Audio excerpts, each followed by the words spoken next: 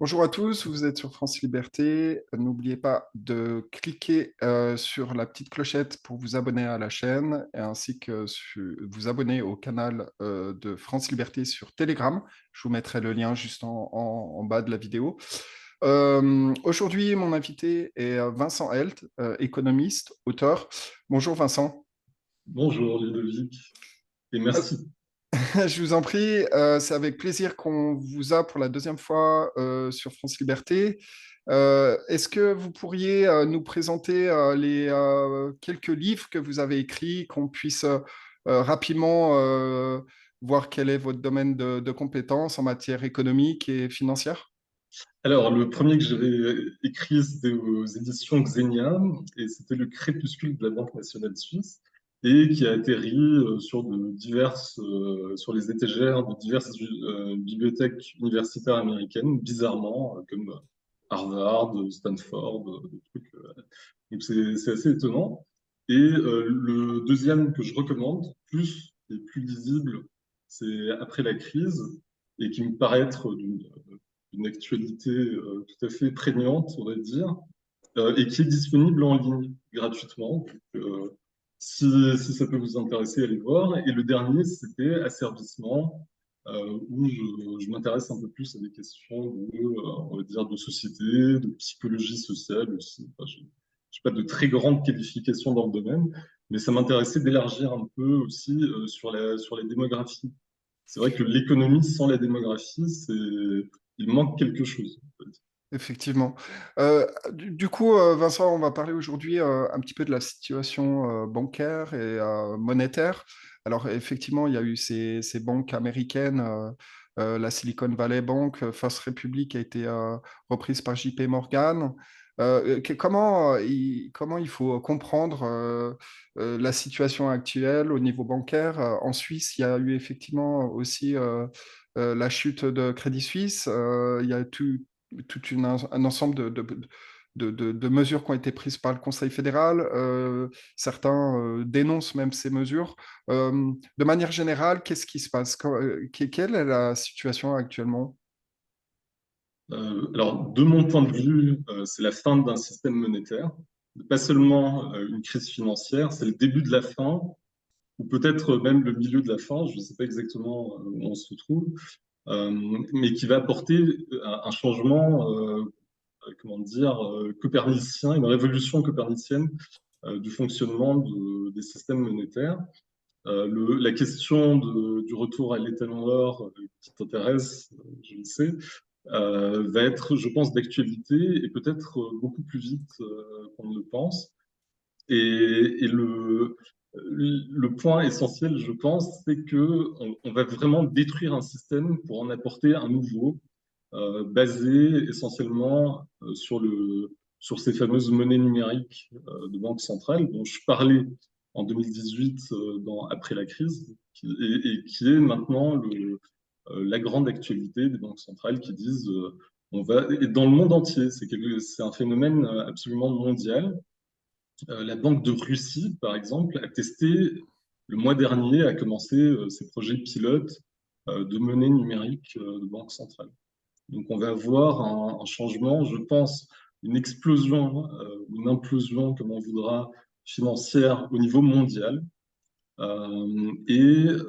Simultanément, ou très vite ensuite, l'arrivée de ces monnaies numériques qui posent évidemment des questions qui ne seront assurément pas des crypto-monnaies, où tout sera transparent et où va se poser très rapidement la question de est-ce qu'on laisse les gens utiliser de l'argent liquide ou est-ce que l'on veut connaître l'intégralité de leur comportement économique, comportement d'achat. Et je crois que la réponse est déjà un peu dans la question, en cela que Christine Lagarde parlait récemment, par exemple, des risques terroristes. Alors, si on laisse les transactions sans surveillance, on s'expose à des financements terroristes. Et d'un autre côté, si l'on veut apporter des taxes sur les transactions financières, évidemment, il faudra que, enfin, ça exclut la possibilité de continuer à utiliser de l'argent liquide. Ça veut dire on finance l'État par une sorte de TVA sur toutes les transactions imaginables et que l'on va prélever directement sur les transactions effectuées. Alors, j'informe les auditeurs que mon livre, Le suicide monétaire, la seule monnaie véritable et honnête est l'or physique, s'émanciper de l'euro pour conjurer la tyrannie, va bientôt sortir d'ici un mois aux éditions Maya. Donc, évidemment, la question monétaire, c'est une question très chaude, on va dire. Donc, par rapport sur la base de, de, de, de, de la volonté de l'Union européenne d'imposer donc un euro numérique, Vincent, comment vous interprétez ça? Quelles sont les motivations réelles derrière? Bon, les motivations, c'est faire des procès d'intention, c'est toujours un peu délicat. Surtout a priori, et a posteriori, évidemment, on pourra tirer des conséquences assez claires. Mais je pense qu'il y a déjà avant tout une question de taxation, c'est-à-dire ces idées de...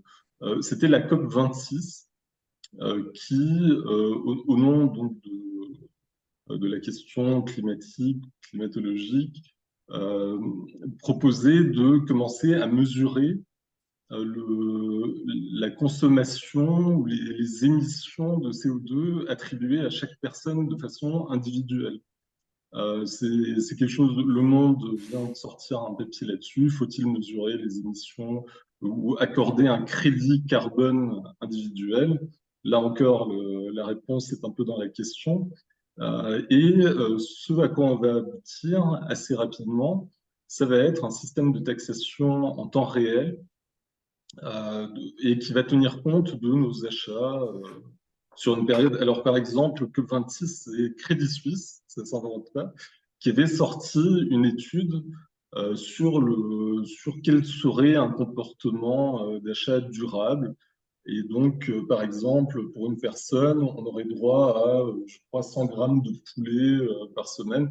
Bref, chaque comportement d'achat serait comptabilisé dans une base de données. Et selon où vous en êtes sur une période donnée, on va commencer à taxer progressivement, voire à vous bloquer.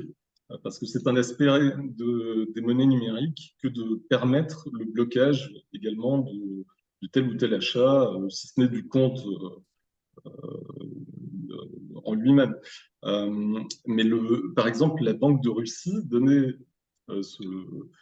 proposait, disait, pour présenter les vertus de sa monnaie numérique, qui est en train de sortir, expliquait que, par exemple, les enfants, on pourra les empêcher d'acheter des bonbons. Voilà, donc pas de carie pour les enfants grâce à la monnaie numérique qui sera programmable et qui permettra un contrôle fin, granuleux des comportements d'achat. Et donc une taxation en conséquence. Qu'est-ce que tu penses de cette tendance, de ces mesures? On est en train de glisser doucement dans une forme de crédit social, d'État franchement totalitaire. Est-ce que le public est vraiment conscient toutes les programmes qui sont actuellement dans les tiroirs de l'Union européenne? Une chose qu'il faut que j'ajoute, c'est la notion de rationnement. Par exemple, Mario Draghi, avant de quitter son poste de Premier ministre italien, avait émis la proposition de rationner les achats alimentaires. Et donc, si tout est numérique, évidemment, on pourra on pourra décider que chaque personne a le droit d'acheter tant de choses de tel type et pas plus. Ce qui rejoint accessoirement une prophétie d'Emmanuel Macron qui date de l'année dernière, où il annonçait que dans les 12 à 18 prochains mois, donc ça veut dire pratiquement cette année, le deuxième semestre de cette année, l'Europe et l'Afrique seraient déstabilisés par des questions de pénurie alimentaire. Donc, ce sont des choses, si on les considère à froid, on voit mal comment elles peuvent être amenées. En revanche, ça laisse. En fait, il faut un contexte qui permette des rationnements de ce type. Qu'est-ce Par qui, exemple, qu'est-ce qui explique finalement ces rationnements? Est-ce que c'est enfin, il n'y a pas vraiment de raison d'avoir des rationnements. Est-ce que c'est organisé? Comment ça se passe? est-ce que c'est organisé? Pour l'instant, on ne voit pas comment ça pourrait être un produit. Par exemple, des rationnements drastiques sur la viande, ça paraît un peu surprenant. D'un autre côté, on peut voir que il y a un très fort endettement paysan, par exemple, en Europe, et ça va nous amener, je présume, sur les questions plus purement financières.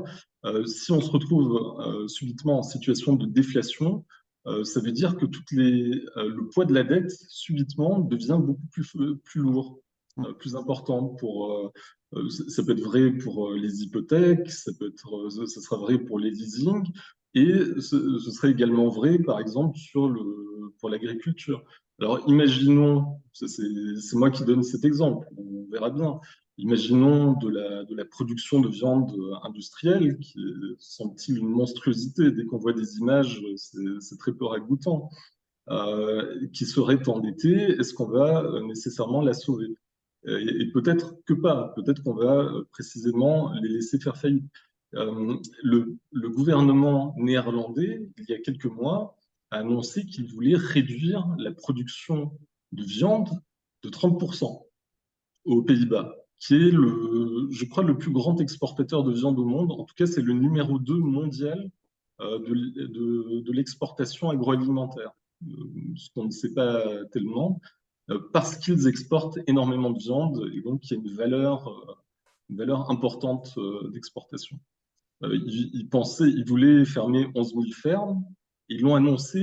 Tu disais l'autre jour, on discutait que on va dire, ils commencent à faire des erreurs et peut-être qu'ils s'y sont pris un peu trop tôt et ils ont annoncé un peu trop clairement leurs intentions et donc il y a eu un contre-mouvement de paysans qui se sont constitués en parti ou alors il y avait un micro-parti qui existait déjà et qui ont fait les meilleurs scores aux dernières élections régionales.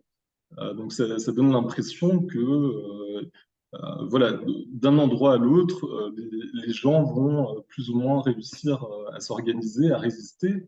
D'un autre côté, tout ce qui est production de viande industrielle, il se pourrait que dans le cours de la crise financière qui s'annonce un peu carabinée, voilà, il y ait des choses qui disparaissent et aussi du point de vue de la consommation d'énergie. Il peut commencer à y avoir voilà, des tensions qui font que on aboutirait à des pénuries. En tout cas, c'est, c'est, c'est, c'est un peu un jeu de devinette. On sent qu'il y a une volonté de nous amener quelque part. Aussi, depuis des années, on nous parle des insectes qui sont vraiment le repas du futur. Ça va être extraordinaire. Et donc, on attend de voir comment on arrive à ce point-là. Et donc, je me demande comment on va faire déjà, ne serait-ce que par rapport à cette question de déstabilisation de l'Europe sur le plan alimentaire cette année, prédite par Emmanuel Macron, qui, dans le même temps, annonce un rationnement de l'eau pour les paysans français en prédisant là encore une sécheresse très importante cette année. Alors, je ne sais pas de ce qu'il en est réellement en France. En tout cas, là où j'habite, il n'arrête pas de pleuvoir, donc je ne sais pas. Mais donc, des prix d'engrais qui sont d'ores et déjà très importants, notamment du fait des frictions avec la Russie. Parce que pour fabriquer des engrais, il faut du gaz, ce que l'on ne sait pas nécessairement. Et donc, Et donc, il semblerait qu'il y ait vocation à y avoir une sorte de conjonction de circonstances qui nous amènent à une situation de tension très forte sur du point de vue alimentaire. Et ce que je ne savais pas jusqu'à récemment, c'est que la France, tout comme la Suisse, importe la moitié de sa viande. Donc, c'est aussi toute la question énergétique. Dès qu'il y a des transports qui sont impliqués, ça fait évidemment aussi, parce qu'on est maintenant en situation de friction avec la Russie, on importe 30% de notre pétrole, 40% du gaz, 50% du charbon, et même la France importe, et j'ai appris très récemment, 30% de son uranium. En tout cas, l'année dernière, provenait de Russie. Donc, selon les circonstances géopolitiques, etc., il semblerait qu'il y ait voilà, un peu de marge de progression pour se rapprocher d'une situation voilà, de pénurie qu'on nous annonce. Est-ce que la crise énergétique est utilisée pour justement créer ces rationnements, créer une crise financière, une crise monétaire et ensuite imposer ce fameux euro numérique? Dans quelles circonstances il pourrait l'imposer à ton avis? L'euro numérique, tu Oui, dis spécifiquement, oui. l'euro numérique, ce serait suite à un choc. Alors, on va entrer sur le. Je te propose de revenir après sur la question énergétique plus spécifiquement. Donc, commençons par l'euro numérique. Il faut un choc financier très important. Il faut savoir que depuis 2010 environ, dans le monde entier, on se prépare le nouveau système de sauvetage des banques, et plus spécifiquement de celles qu'on appelle les too big to fail, c'est de passer de ce qu'ils appellent ce qu'on appelle le bail-out au bail-in. Donc, au lieu que ce soit l'État qui intervienne pour sauver les banques, ce sont les épargnants, ce sont les créanciers de la banque, dont font évidemment partie les épargnants, qui ont vocation à participer aux pertes de l'établissement. Or, il se trouve que l'épargne que l'on a en banque, c'est de la monnaie, c'est de la masse monétaire. Si on commence à supprimer les dettes bancaires, les dettes des banques pour leur permettre de survivre, ou tout au moins de certaines d'entre elles, on est en train de détruire de la masse monétaire. Et si ce choc économique est important, la destruction monétaire va être également importante. Et plus on détruit, on comprime la masse monétaire, et plus tout ce qui est dette va devenir pesant pour la population, en plus des faillites d'entreprises qu'on peut d'ores et déjà prévoir. Il y a toute la question des entreprises zombies qui, depuis quelques années, est assez prégnante. Alors, une entreprise zombie, qu'est-ce que c'est? C'est une entreprise qui se finance et qui ne peut pas payer ses intérêts sans emprunter. Donc, elle emprunte pour servir sa dette. Donc, ça veut dire que ça ne fonctionne pas du tout. Et par exemple, aux États-Unis, on sait, à la fin 2020, on annonçait qu'un sixième des 3000 plus grosses entreprises du pays étaient zombifiées. Ou en Allemagne, on a toujours l'impression que tout va bien en Allemagne, or de très grosses entreprises comme ThyssenKrupp, les fameuses aciéries, sont par exemple considérées comme des zombies. Il y avait une étude de Natixis qui montrait, et qui date déjà un peu, qui montrait que entre 15 et 20%, 15, voire 25%, selon les pays européens, des entreprises étaient zombifiées. Juste, Et essayons de clarifier un petit peu plus ces entreprises zombies. Finalement, ça veut dire quoi? Ça veut dire que ce sont des entreprises qui sont artificiellement maintenant, en endettées vie, et qui n'ont pas d'activité profitable, c'est ça? c'est ça, c'est ça. Elles sont artificiellement maintenues en vie par le système bancaire grâce à des Des règles, manipulations comptables, éventuellement, évidemment. des manipulations comptables. Il pourrait y en avoir du côté des banques. Je pense surtout, il y a des insiders allemands qui avaient parlé de ça de façon, me semble-t-il, crédible. Et d'ailleurs, je crois que c'était en 2017, on avait appris qu'il y avait 1000 milliards, pour 1000 milliards d'euros de dettes qui étaient irrécupérables, de, les non-performing loans, donc de prêts irrecouvrables par les banques. Et puis, 2 ans plus tard, on a dit, ah oui, il y a plus que 800 milliards. Enfin, miraculeusement, tout s'était résorbé. Et bon, des insiders allemands avaient expliqué que les institutions européennes chargées de la surveillance avaient fait preuve d'une sorte de mansuétude sur ce point-là, et donc qu'il y aurait des prêts irrecouvrables qui ne sont pas considérés comme tels. Euh, et évidemment, en situation de déflation, donc le poids de la dette s'accroît sur les individus, sur les entreprises, et donc ça augmente les potentialités de commencer à avoir pas mal de faillites. D'ailleurs, les faillites sont en train, déjà grâce à l'augmentation des coûts de l'énergie, de rebondir vigoureusement. Et qu'est-ce que et accessoirement, McKinsey, le fameux cabinet de conseil, entre-temps, ils sont vraiment devenus célèbres et populaires. Ils annonçaient déjà il y a quelques années que d'ici 2027, précisément, 75% du S&P 500, donc les 500 plus grosses capitalisations boursières américaines, auraient disparu. Donc, on- et même si on remonte en 2009, le PDG, le directeur général plutôt de McKinsey, annonçait que la crise euh, ne faisait que commencer avec les subprimes, qu'elle n'était absolument pas résorbée, contrairement à la narration médiatique ambiante, et que quand on sortirait de la crise, l'économie serait transformée et accessoirement qu'il y aurait des basculements géopolitiques. Maintenant, en fait, c'est devenu mainstream de parler de nouvel ordre mondial. Biden en a parlé, le patron de BlackRock en a parlé aussi. On parle de nouvel ordre mondial, c'est devenu mainstream.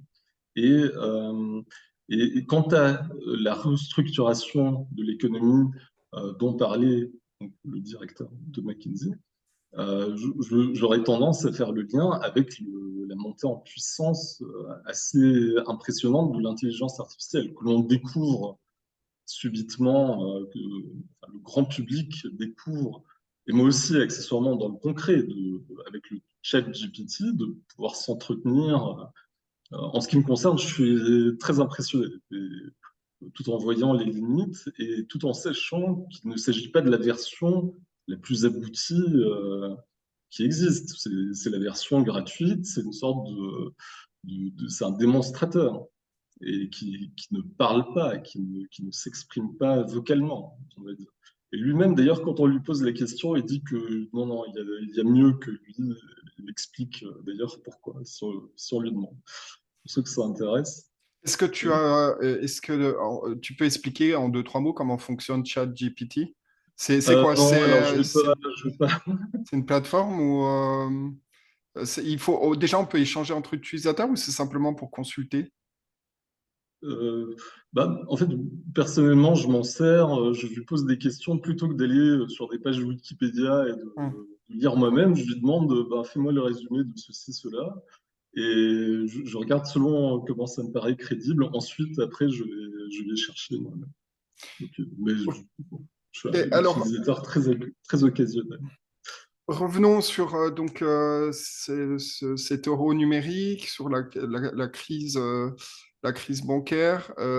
Est-ce que tu as quelques commentaires à faire sur la chute de Crédit Suisse et le fait que Mon Crédit le... Suisse, il y a quand même trois choses à dire sur la manière dont ça nous a été présenté. En Suisse, c'est très étrange. Beaucoup de gens déjà ne sont pas conscients qu'il y a 250 milliards là, à ce stade, un peu plus même, qui sont prévus, qui ont été mis à disposition pour ce sauvetage supposé. On espère qu'on verra à quoi ça aboutit. Euh, et Et une autre chose, c'est que initialement, on nous a annoncé qu'il s'agirait de 50 milliards. Donc, quand les médias, alors qu'on était déjà à 200 milliards, hein, et quand les médias commencent à jouer ce genre de jeu-là, je me dis c'est que c'est vraiment, enfin, ça me paraît un assez mauvais signe, parce que le fait qu'on puisse constater assez facilement et froidement qu'on nous a raconté des histoires, ça me paraît pas très bon signe parce que ça peut pas durer, me semble-t-il, extrêmement longtemps. Donc 50 milliards, on est passé à 200, puis 50 de plus. Donc c'est considérable. Si on compare ça à l'épargne retraite dite deuxième pilier en Suisse, qui est de 800 milliards, on voit que c'est le même ordre de grandeur. Donc ça interpelle. Ensuite, l'autre chose que j'aimerais bien relever, c'est cet article que je viens de t'envoyer, qui date d'il y a 2 jours, et qui raconte que la moitié des banques américaines, euh, 2300 banques américaines maintenant, ont plus de dettes que d'actifs. Donc ont des fonds propres négatifs, d'après les estimations etc., d'instituts, etc. Mais c'est une information relayée par le Télégraphe anglais, et donc est étayée par divers académiciens. Donc ça donne l'impression, ce genre de nouvelles, déjà, j'ai l'impression que les gens sont de plus en plus attentifs tout de même, qu'il ne faut pas énormément insister si on les encourage à retirer un peu leurs sous de la banque pour les y faire en tout cas réfléchir sérieusement. Et ça donne l'impression que maintenant, avec en plus des informations de ce type qui sortent, qui ne sont peut-être pas très connues, mais que j'ai de la peine en tout cas à m'imaginer que ça dure très longtemps, hein.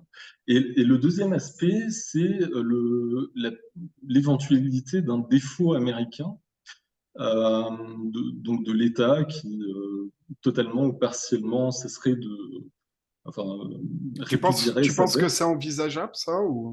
Bah, je regardais ça depuis quelques semaines. J'essayais de voir un peu où en étaient les crédits de default swap sur la dette américaine, donc les paris sur une faillite de l'État américain qui ont énormément augmenté. Alors, il y avait tout un débat. Je crois qu'ils ont été multipliés par 14 en un an, quelque chose comme ça. Il y a tout un débat pour dire que oui, peut-être ce n'est pas un marché très liquide et donc tout cela n'est pas très représentatif. Et pour ma part, je me disais que politiquement, c'était quelque chose de pas faisable et que les États-Unis feraient défaut après, peut-être après d'autres implosions bancaires ou quelque chose comme ça. Finalement, je suis tombé il y a quelques jours sur un papier de or.fr, un très bon site, je trouve, d'information économique, et qui faisait remarquer que maintenant le poids des intérêts, la charge d'intérêt de l'État américain commence à se rapprocher du budget de la défense. Et que, accessoirement, un des premiers bénéficiaires de ces intérêts payés par l'État américain, c'est la Chine. Or, quand on voit maintenant la rhétorique états-unienne sur la question chinoise, enfin, ils se préparent à la guerre avec la Chine, ils le disent très ouvertement. De ce point de vue-là, évidemment, de payer je ne sais pas, des dizaines, voire des centaines de milliards de dollars à l'ennemi que l'on a ambitionné d'abattre, évidemment, il y aurait, semble-t-il, sur le plan politique, une manière de présenter tout au moins un défaut partiel, qui serait quand même vraiment quelque chose d'inédit, me semble-t-il. En tout cas, dans l'histoire récente, on va dire. Alors, est-ce que ce défaut de paiement potentiel risque en fait, le carburant de ce défaut, ce serait la dédollarisation dont tout le monde parle, C'est-à-dire que ben voilà, le Brésil va acheter ses importations chinoises en yuan, l'Inde achète aussi, enfin l'Inde, oui, achète le gaz russe en roupies, donc il y a une dédollarisation. Est-ce que ça peut accélérer un potentiel défaut de paiement des Américains? En fait, ce seraient les Américains qui accéléreraient la dédollarisation en faisant défaut. C'est pour ça que je me disais que ça me paraissait à peu près impossible politiquement. Euh, Cependant, il faut tout de même constater que aux États-Unis, il y a beaucoup de gens qui sont favorables à un retour de l'étalon, surtout chez les républicains. Et Trump, par exemple, était favorable à cela. Il l'avait dit une fois dans GQ, c'est un magazine People. Donc c'est assez étrange et ça avait été très peu relayé. Donc il y a tout un mouvement, et Ted Cruz aussi, je pense, est favorable à l'étalon noir. Donc il y a tout un mouvement aux États-Unis qui, c'est-à-dire si le gouvernement actuel faisait défaut sur la dette, qui n'aurait pas grand-chose à dire de ce point de vue-là. Si, par exemple, Trump, qui est très anti-chinois, me semble-t-il, une rhétorique tout au moins très anti-chinoise, n'aurait pas grand-chose à dire là-dessus. D'un côté, il est favorable à au retour de l'État or, donc dédollarisation. De l'autre côté, il est, il veut se chamailler avec la Chine, donc arrêter de payer les intérêts serait, voilà, en fait, ça correspondrait à ça. Donc, il me semble que c'est la question de la dédollarisation, je pense pas que ce soit aussi subversif finalement, tout compte fait, tout bien réfléchi qu'on le pense, ou que je le pensais, hein, en tout cas pour ma part, il y a quelques années de cela. C'est-à-dire au G20, Klaus Schwab expliquait, bon, déjà, nous allons façonner le nouvel ordre mondial, il sera multipolaire, et donc ce n'était pas quelque chose du point de vue de Davos qui était particulièrement inquiétant, semble-t-il. La multipolarité en elle-même. euh, alors, Klaus Schwab, je vais peut-être juste préciser, il explique que par exemple, Macron, Merkel, Poutine, ce sont des young global leaders, des gens qu'il a un peu fabriqués, comme quand Jacques Attali dit que c'est lui qui a mis le pied à l'étrier Emmanuel Macron. Enfin bon, d'ailleurs, les deux se chamaillent du coup un peu la paternité politique de Macron.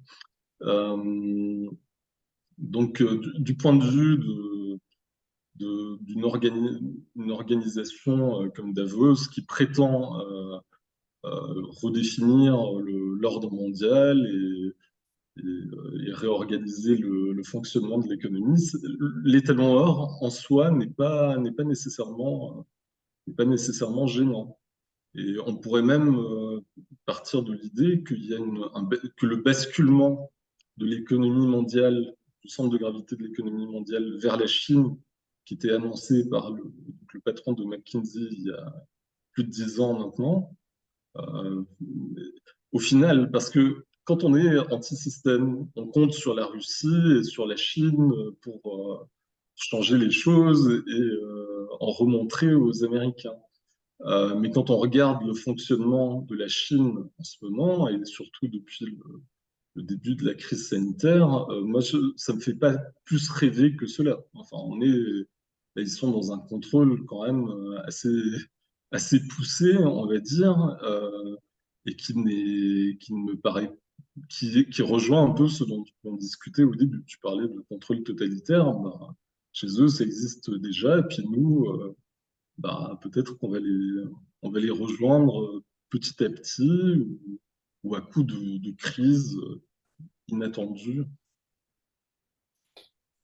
Comment tu anticipes ces prochains mois? Il y en a beaucoup qui disent que c'est une période potentiellement où ils sont en train de préparer un crack ou une crise monétaire, bancaire. On parle entre le mois de juin et le mois d'octobre. Attali parlait de quelque chose potentiellement au mois d'août. Bon, lui, on sait que c'est le porte-parole un peu de, de, ben, de l'oligarchie, grossièrement, du WEF. Et c'est quelqu'un qui a suivi de près les présidents français depuis Mitterrand. Donc, c'est quelqu'un qui a tendance à anticiper et à lancer dans les médias à l'avance ce qui va arriver. Déjà qu'en 1979, il anticipait déjà ce qui se passe maintenant au niveau du Covid, crise sanitaire, etc. Suppression des médecins à terme, intelligence artificielle. Donc, on se pose pas mal de questions. Qu'est-ce que tu penses de cette période entre juin et octobre 2023? Et il pourrait se passer quelque chose de grave? Alors, je me trompe toujours sur les prévisions en termes chronologiques, quoi. Enfin, sur la temporalité, je n'arrive pas à dire. Mon impression, c'est que les gens commencent à sentir qu'il se passe quelque chose et comme le but, c'est d'éviter le bank run, j'ai l'impression que les choses pourraient se précipiter, peut-être même avant ce qu'anticipe Jacques Attali ou d'autres. Jacques Juste pour Attali, clarifier, donc tu parles de bank run. Donc le bank run, c'est en anglais, on retire un maximum ses fonds avant que tout s'effondre. Donc en français, on pourrait dire quoi? Une, un une course à retrait. la banque, je pense, c'est Voilà, une course à la l'expression banque, consacrée. retrait des fonds massif parce que les gens se rendent compte que le système va potentiellement s'effondrer et qu'ils retrouveront potentiellement pas leur épargne, c'est-à-dire que les banques vont confisquer, comme elles ont fait à Chypre, l'épargne des gens. Il y a officiellement une couverture de 100 000 euros, je crois, mais c'est une blague, hein. Il n'y a jamais personne qui va toucher cet argent, en fait. Donc, D'ailleurs, je ne sais pas si tu as vu, j'avais ressorti un article de 2018 que j'ai retoqué il y a 2 semaines, peut-être 10 jours. Et en fait, quand ils sont au Parlement suisse, ils discutent entre eux, même si c'est consigné d'ailleurs par écrit officiellement. Et il n'y a pas de garantie. Tout le monde sait bien qu'il n'existe aucune garantie. Ils appellent ça des dépôts privilégiés. Et ça veut dire que d'abord, on confisque ton épargne, elle n'existe plus, et ensuite, on va tâcher de te la rendre, voilà, plus tard, quand on pourra. Euh, de plus, c'est un système qui est prévu. En fait, c'est une association autorégulée du système bancaire. Donc, ce sont les banques entre elles qui réfléchissent à comment elles vont. Donc, si on fait confiance aux banques, on peut se reposer sur ce système. Si on a un petit doute voilà, sur leur fiabilité, en revanche, peut-être qu'il faut réfléchir 2 fois. Donc, c'est un système qui est conçu pour sauver une banque à la fois et qui ne soit pas trop gigantesque. Maintenant, on voit par exemple UBS qui reprend Crédit Suisse. Est-ce que ce système, même pour sauver, si besoin était, la seule UBS, est-ce que ce système aurait une efficacité quelconque? On peut en douter. Donc déjà, il n'y a pas véritablement de garantie, quelle qu'elle soit. C'est un remboursement pour plus tard. D'abord, on prend l'argent et ensuite, c'est un remboursement éventuel quand les choses vont mieux. Et puis, c'est pas précisément dans une situation de souci systémique où toutes les banques ou plusieurs banques, disons, commencent à avoir des problèmes. Ce sont ces banques-là qui sont censées avancer les fonds. Et donc il y a évidemment un petit souci conceptuel, on va dire. qu'est-ce que tu penses? On est quand même là au cœur d'une violation des droits de propriété, c'est-à-dire que les banques considèrent que l'argent qui est déposé chez elles, c'est le leur? On considère qu'il y a un intérêt supérieur qui est de sauver les banques trop grandes pour faire faillite. D'accord. Voilà, Donc, quel c'est que comme les soit. 252 milliards de Crédit Suisse. Hein. Et où ont-ils été perdus? Déjà, j'ai pas l'impression qu'on nous explique tellement où ils sont passés. En général, c'est jamais perdu pour tout le monde. Enfin, c'est un peu un jeu à somme nulle. Donc, l'argent est forcément allé quelque part. Exact. Maintenant, ça n'intéresse personne vraiment. Tant qu'on ne touche pas vraiment comment dire, au compte des gens, et c'est vrai que ça passe. Mais même les gens qui passent du temps devant la télévision, qui font confiance, qui ont suivi les instructions sanitaires, etc., je vois qu'il n'en faut pas beaucoup à ce stade pour les interpeller sérieusement quant à l'opportunité de commencer à retirer leurs sous.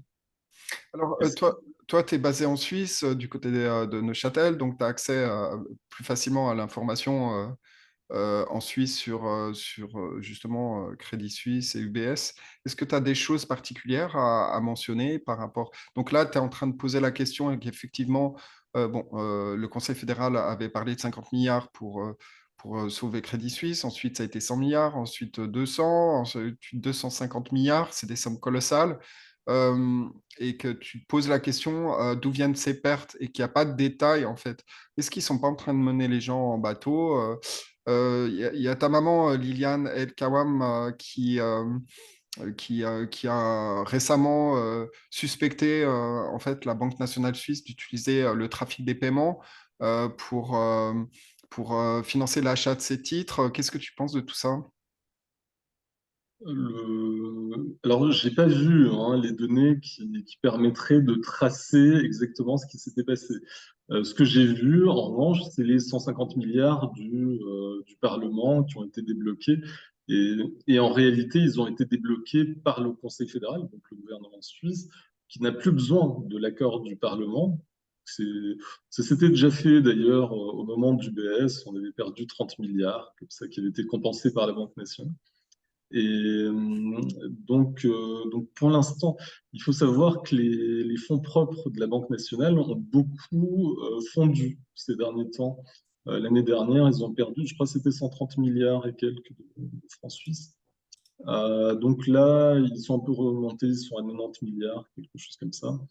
Mais les 150 milliards déjà, donc eux se sont engagés sur 250 milliards à un moment où ils avaient, je crois, 75 milliards de fonds propres. Donc déjà, il y a de quoi interpeller. Et maintenant, c'est le gouvernement suisse qui est intervenu pour dire que ce serait le ministère des Finances donc, qui épongerait les 150 premiers milliards en question. Je ne l'ai pas vu dans le bilan de la Banque nationale véritablement de quelle manière ils seraient intervenus.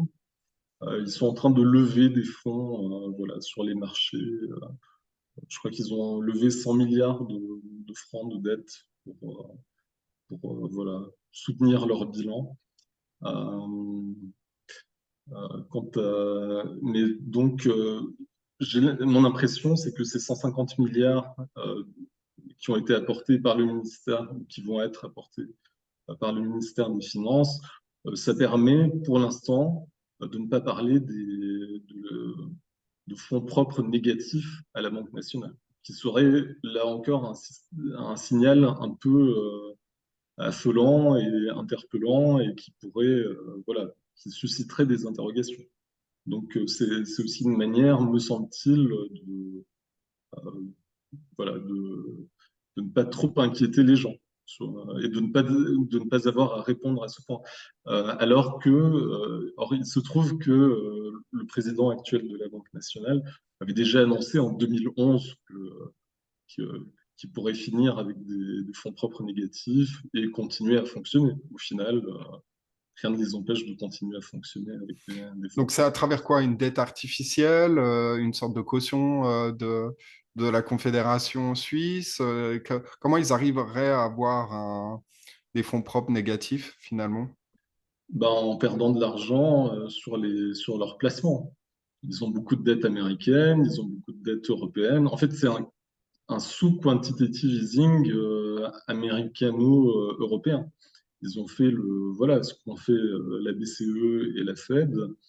Donc, ils ont racheté beaucoup d'obligations européennes et américaines et aussi un certain nombre d'actions. Donc, au fur et à mesure que, bah, parce qu'ils ont dans les 1000 milliards, un bilan dans les 1000 milliards de francs. Donc, dès qu'il y a des variations de change ou que les marchés obligataires ou d'actions éternuent, bon, alors ça peut causer de grosses variations, de grosses fluctuations sur leurs actifs. Concernant, on parlait du bank run tout à l'heure, donc les particuliers et aussi les investisseurs. Quel conseil tu peux donner toi aujourd'hui à soit des particuliers qui ont un petit peu d'argent sur leur compte ou des investisseurs aussi qui ont acheté des obligations d'État ou fait d'autres investissements. Quel conseil tu leur donnerais aujourd'hui? Sauf qu'il peut, donc, sur le bon, moi je suis sur la ligne de la débancarisation à titre personnel. Chacun fait ce qu'il veut. Euh, Acheter un peu de métaux, voilà, tout le monde est assez d'accord. En fait, par exemple, sur le fait que l'or devrait prendre de la valeur. Du reste, il faut remarquer que l'or a été catégorisé euh, comme Tier 1. Ce qu'ils appellent Tier 1, c'est les actifs sans risque. Euh, des fameux accords BAL 3, qui sont les régulations, les réglementations auxquelles sont soumis les systèmes bancaires un peu de tous les pays du monde, au final. Et, et donc, l'or, depuis quelques années, est considéré de nouveau comme sans risque. Et je me dis que dans ces actifs considérés comme sans risque, il y a de la dette américaine, il y a de la dette Crédit Suisse, il y a quelques années, avait émis des obligations considérées comme Tier 1, Deutsche Bank. Et donc, je me dis que si le reste commence à sauter, il va rester l'or. Et qui est et donc, et comme les banques sont forcées également de garder une partie d'actifs tier 1, il se pourrait, me dis-je, peut-être à tort, que la réévaluation de l'or, tout au moins par rapport aux autres actifs, soit assez soudaine et peut-être oui, peut-être assez rapide. Euh, Maintenant, il y a aussi l'effet déflationniste. Donc, il faut aussi considérer que si la masse monétaire se réduit beaucoup, en valeur absolue, il se pourrait conceptuellement que l'or n'augmente pas directement en valeur, c'est-à-dire monétaire, voire baisse. Mais voilà, ça me paraît pas une mauvaise idée d'en avoir, d'autant plus que le scénario de l'hyperinflation me paraît mériter considération. C'est-à-dire que le, comment peut-on dire? Alors, Il y aurait beaucoup de... juste pour l'hyperinflation, j'aimerais préciser quelque chose. Je crois comprendre qu'on parle d'hyperinflation quand ça dépasse les 30%, c'est bien ça? Je pense pas. Je pense que il faut avoir une définition un peu plus large.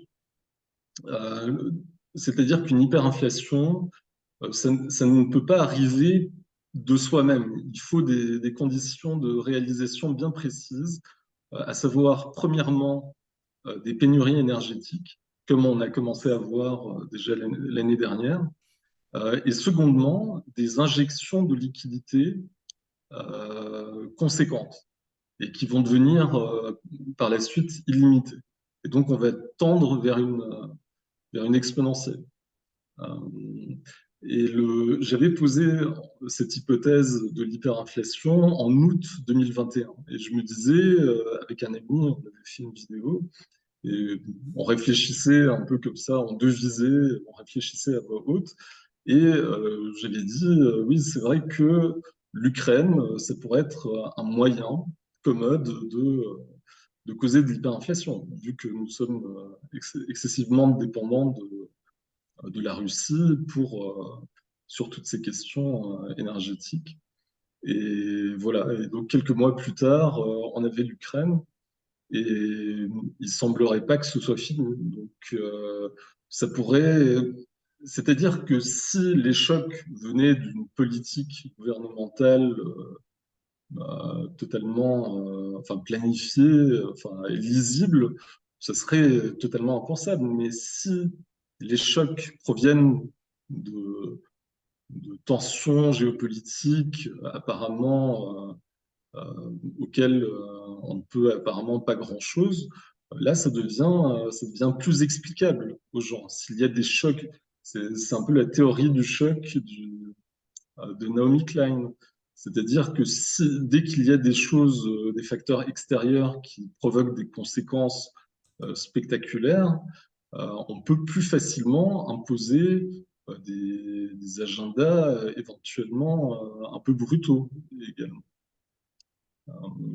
Et oui, il semblerait, par exemple, l'attitude de l'Allemagne vis-à-vis de la Russie ne s'explique pas très facilement. C'est-à-dire qu'ils sont totalement dépendants du gaz russe pour leur industrie.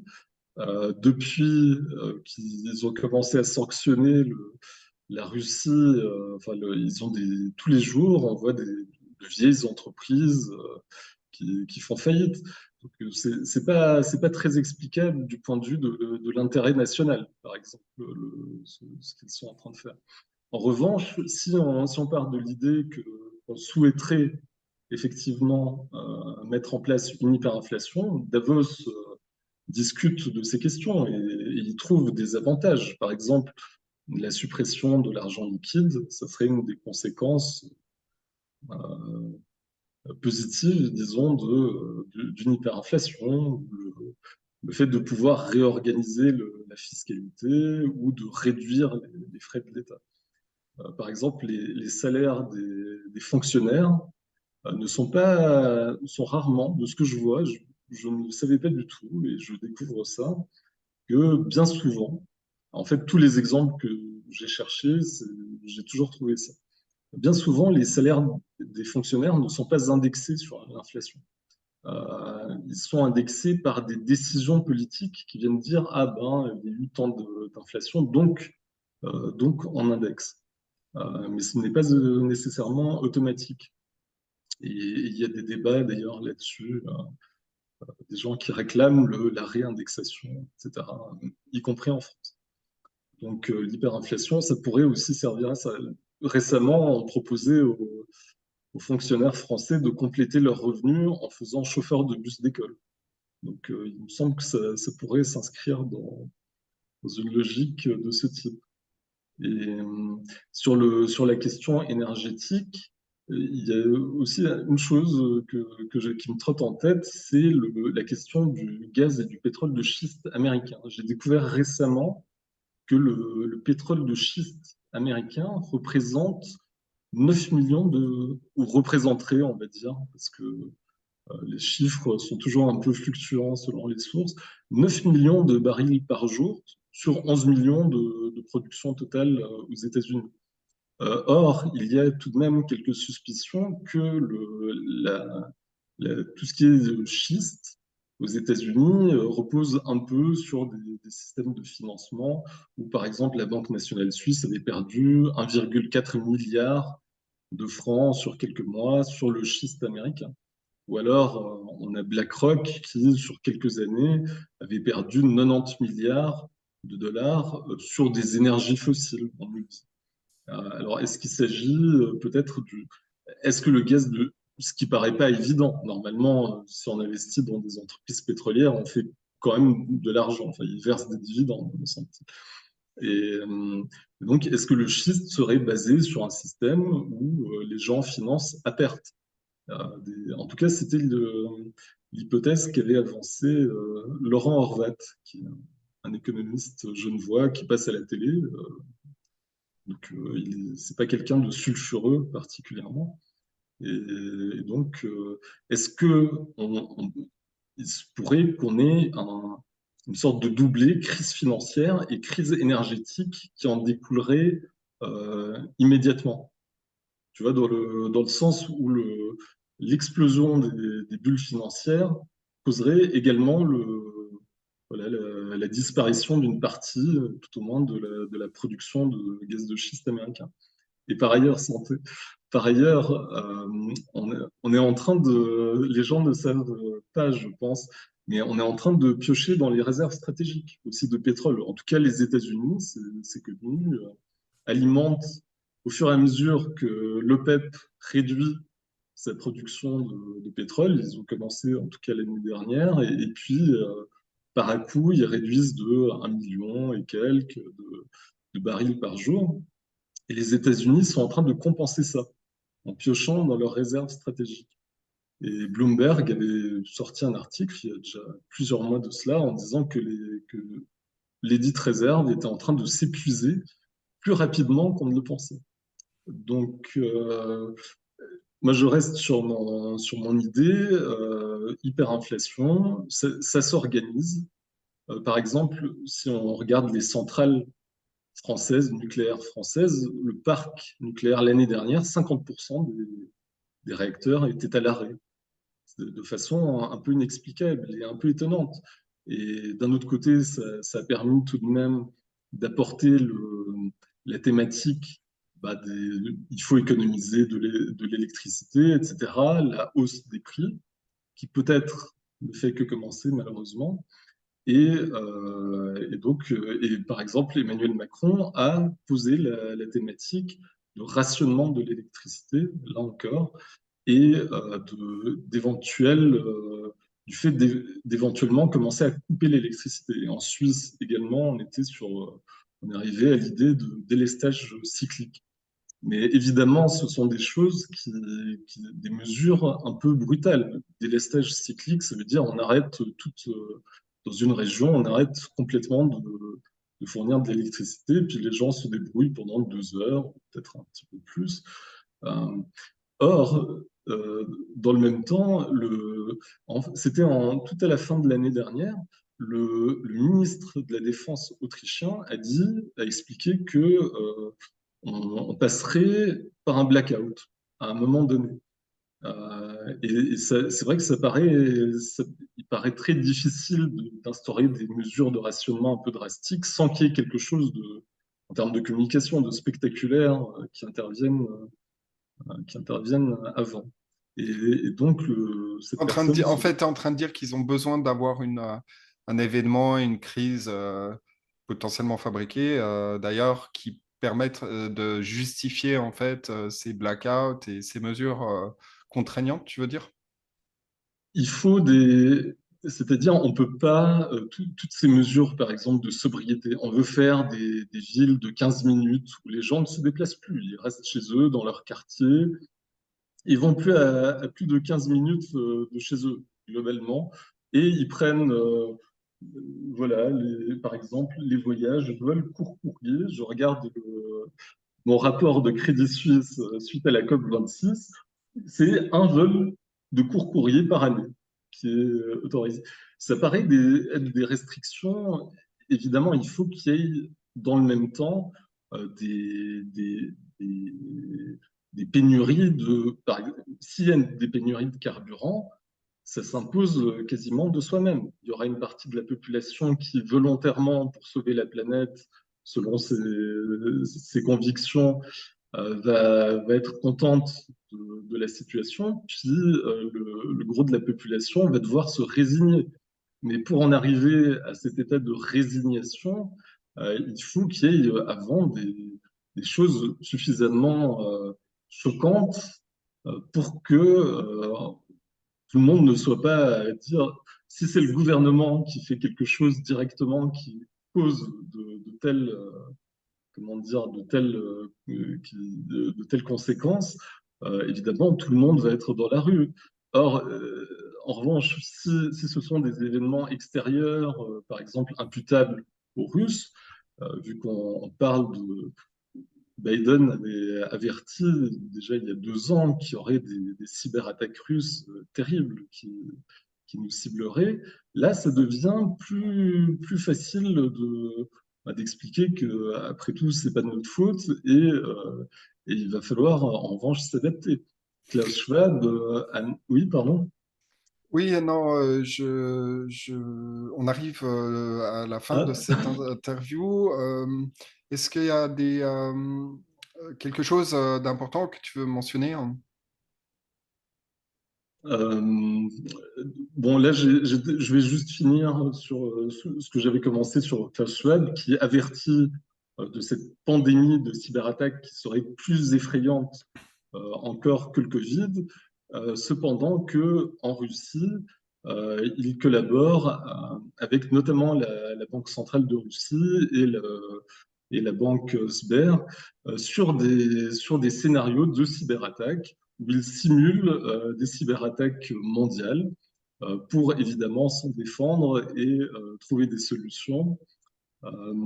Voilà, donc ça paraît tout de même, il y a pas mal de choses qui semblent converger vers des scénarios de ce type et qui pourraient fournir des chocs qui, petit à petit ou par à-coup, nous amènent dans une nouvelle normalité, pour reprendre le terme qui était devenu à la mode au moment du Covid. Vincent Held, merci beaucoup pour cette interview. Je rappelle que vous avez écrit plusieurs livres, dont un qui s'appelle Asservissement, que vous pouvez nous montrer, donc qui est sorti en quelle année exactement? C'était 2021. 2021, voilà. Et donc là, vous rentrez plus en détail pour expliquer un petit peu Ah, pardon, pardon. donc de la déshumanisation sociétale à l'esclavage numérique. Voilà. Oui. Euh, Donc, merci beaucoup pour cette interview. Abonnez-vous maintenant à la chaîne France Liberté sur YouTube. Cliquez sur la cloche pour être informé des nouveaux messages et connectez-vous aussi sur le canal Telegram. Et voilà. Merci beaucoup, Vincent. Merci Ludovic, bonne soirée.